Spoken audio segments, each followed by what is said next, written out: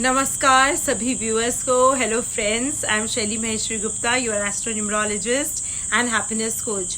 और अब मैं ये बता रही हूँ इस वीडियो में, और सबसे पहले तो आपके लिए सबके लिए एक प्रार्थना कि आप सब सेफ होंगे और खुश होंगे और साथ ही साथ फिट होंगे। तो हम शुरुआत करते हैं इस वीडियो की। सबसे पहले मैं आपको पहले भी ये बता चुकी हूँ, वीडियो दे चुकी हूँ कि चाइना के कितने डिसीटफुल मेजर्स रहेंगे, जो हमने ये भी देखा है 15 जून को।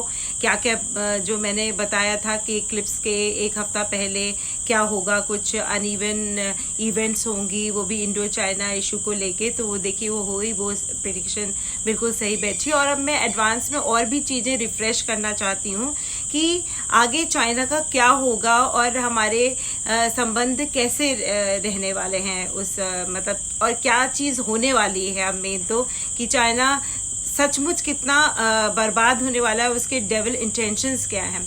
सबसे पहले तो ये है कि चाइना अब हर जगह सबको डिस्टर्ब करेगा। तो कैसे डिस्टर्ब करेगा, स्पेशली इंडिया को वो क्यों डिस्टर्ब करना चाह रहा है? क्योंकि वो डिस्टेबलाइज करना चाह रहा है इंडिया को। उसको इंडिया एक बड़ा कॉम्पिटिटर लगता है, क्योंकि अब ये आप लोग भी देख रहे हैं जिस तरह से चल रहा है boycott Chinese products, boycott China. So it's like वो जैसे अब कोई भरोसा नहीं कर रहा चाइनीज की बातों पे, चाइनीज प्रोडक्ट्स पे, और कोई लेना नहीं चाह रहा। और साथ ही साथ आप ये भी देख रहे होंगे, आपके पास न्यूज़ आती होगी कि जैसे वहाँ की जो कंपनियां हैं, वो जो विदेशी कंपनियां हैं, वो छोड़ के जाना चाह रही हैं वहाँ पर, चाइना को, उसके देश से निकल रही हैं और वो इंडिया में आना चाह रही हैं। So in that case it's like तो वो बहुत ही एक तरह से खुद भी बौखला गया है इन सब चीज़ों को लेके। तो उसकी कुंडली में वैसे भी मंगल नीच का है, मैं पहले भी आपको बता रही हूँ, और साथ ही साथ वीनस की महादशा भी चल रही है उसकी। तो इसमें लाइक एक बहुत बड़ा उसके लिए भी चैलेंज आ गया उसकी इकोनॉमी के लिए। सो इन दैट वे लाइक क्योंकि वो अब क्या करना चाहता है, खुद भी बौखला गया है, तो डाइवर्ट करना चाहता है अटेंशन। और वो डाइवर्ट कैसे करेगा? वो दूसरों को परेशान करके डाइवर्ट करेगा। जैसे स्पेशली लाइक इंडिया के साथ जो आप देख रहे हैं वो हो रहा है कि एक तरफ से वो हर क्षेत्र में, जो लद्दाख के क्षेत्र उसमें तो इंटरवीन कर ही रहा है। तो वही चीज़ मैं जो आपको बताना चाह रही हूँ कि जब अब क्या है कि चाइना इंडिया को बहुत परेशान करने वाला है।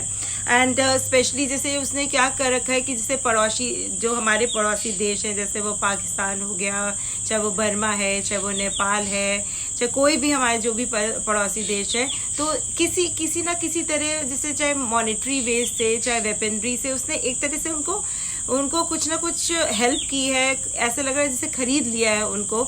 तो आप ये भी देखेंगे कि पड़ोसी देश भी हम घिर गए हैं कि वो भी कुछ ना कुछ कर रहे हैं। आप लोग रोज न्यूज़ सुन ही रहे हैं, उसमें आप देख रहे हैं नेपाल क्या कर रहा है, और पाकिस्तान में तो आए दिन उल्लंघन हो रहा है सीज फायर का, तो ये भी आप देख रहे हैं। तो इस तरह से अब आप ये भी देखेंगे कि बांग्लादेश में भी यही सब चीज़ें होने वाली हैं।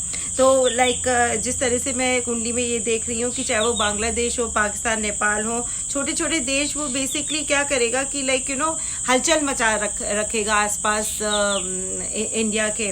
और उसका क्योंकि एक पॉइंट प्रोग्राम है, एक सूत्र प्रोग्राम है कि वो इंडिया को डिस्टर्ब करे, डिस्टेबलाइज करे, जैसे इंडिया विकास की तरफ ना बढ़े, वो कोरोना में रह जाए, और साथ ही साथ वो ऐसे वे से भी बहुत डिस्टर्ब रहे।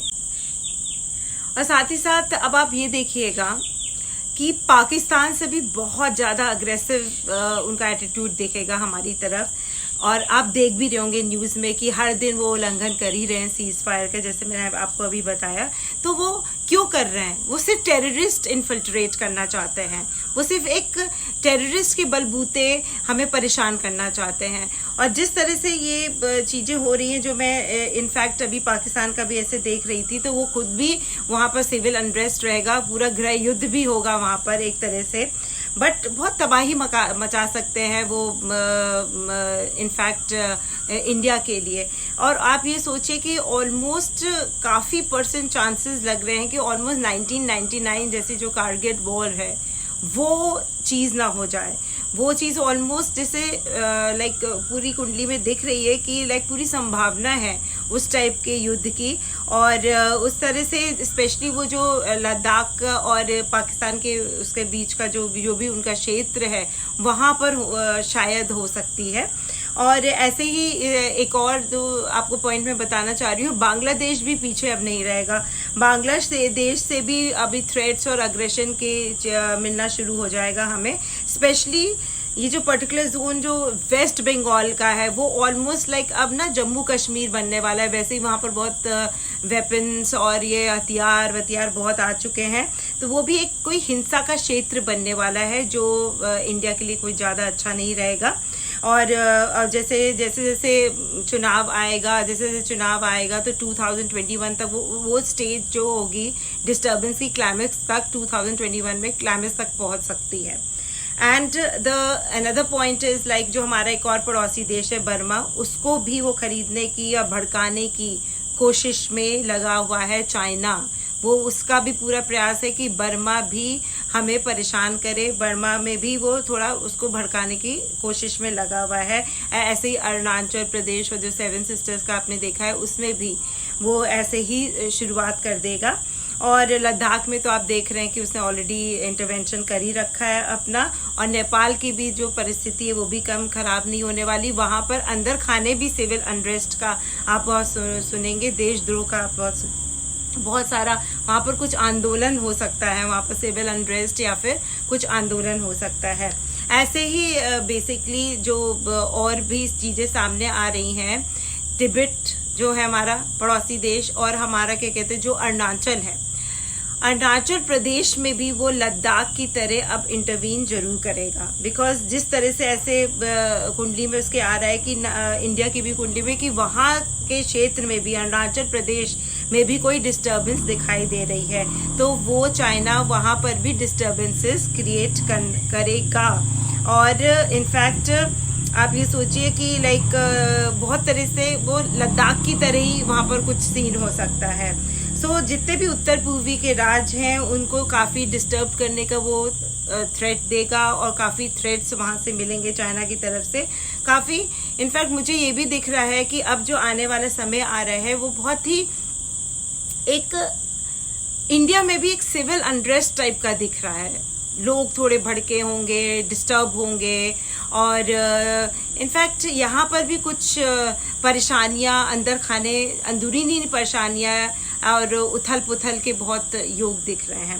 एंड सो इट्स आप जो टोटल देखिए कि what it is doing, it's just a conspiracy against India.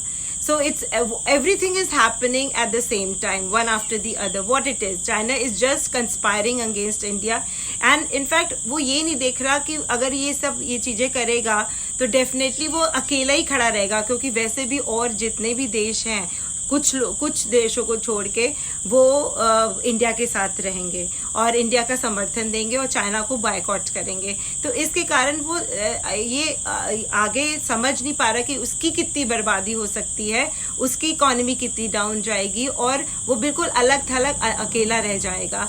And in fact वो उसकी खुद की बर्बादी, उसकी ओवर एम्बिशियसनेस खुद की बर्बादी का कारण बन सकता है। और एक चीज़ मैं स्पेशली बता रही हूँ क्योंकि चाइना के जो है वो मंगल नीच का है, तो वो उसकी तबाही का कारण बनेगा। कोई वो युद्ध में जीतेगा नहीं, उल्टा तबाह हो जाएगा। But it has become a big threat to world wise and our nation also. So we should be prepared now to give a befitting reply to China. And definitely इसके लिए एक यूनाइटेड इंडिया, हमें सबको एक साथ खड़े होने की जरूरत है। And specially we have to be very alert and aware, and specially like you know our intelligence agencies and our armies the army should be very alert and aware, क्योंकि कहाँ से थ्रेट्स आ रहे होंगे, किस तरह से क्या हो रहा होगा। They have to be actually really aware and alert of each and every move of China, so that they can give a very much befitting reply, और हम किसी से कम नहीं, that should be in our mind। और इस तरह से तभी उसको हम सबक सिखा सकेंगे। तो इस वीडियो में इतना ही। और वैसे भी मैंने पहले भी वीडियोस दिए थे और बताया था आपको, तो एक तरह से ये एक रिमाइंडर वीडियो है, एक रिफ्रेश कर रही हूँ मैं इस वीडियो के द्वारा। इससे डरने की बिल्कुल भी ज़रूरत नहीं, क्योंकि इंडियन आर्मी बिल्कुल सशक्त है, शक्तिमान है, और वो अच्छा रिप्लाई देगी और एक बी फिटिंग रिप्लाई देगी चाइना को, एक अच्छा सबक सिखा देगी।